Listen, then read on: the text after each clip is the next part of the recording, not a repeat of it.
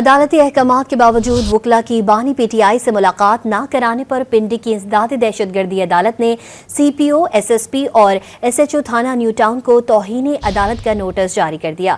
مزید جانتے ہیں ڈان نیوز کے نمائندے طاہر نصیر سے۔ جی طاہر نصیر، توہین عدالت کے نوٹسز جاری کر دیے گئے ہیں، اپڈیٹ کیجیے گا۔ جی بالکل، دیکھیں عدالتی احکامات کے باوجود بانی پی ٹی آئی سے ان کے وکلا کی ملاقات نہ کروانے پر راولپنڈی کے انسداد دہشت گردی عدالت میں پی ٹی آئی کے جو وکلا تھے انہوں نے توہین عدالت کی درخواست دائر کی۔ انسداد دہشت گردی عدالت نے C P O Rawalpindi, S S P operations اور ایس ایچ او تھانہ نیو ٹاؤن کی تفتیشی آفیسر کو توہین عدالت کا نوٹس جاری کر دیا ہے۔ عدالت نے تینوں پولیس افسران کو کل تک جواب جمع کرانے کے احکامات جاری کیے ہیں۔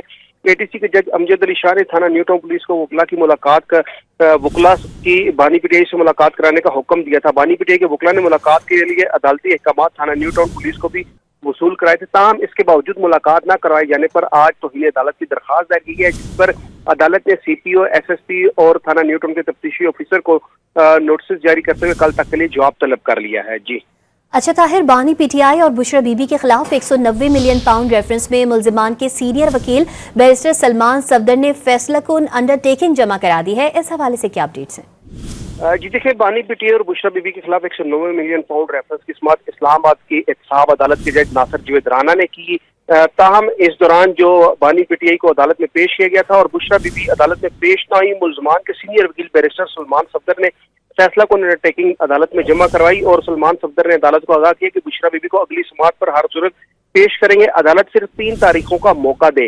3 تاریخوں میں ملزمان کے 342 کے بیانات بھی جمع کرائے جائیں گے۔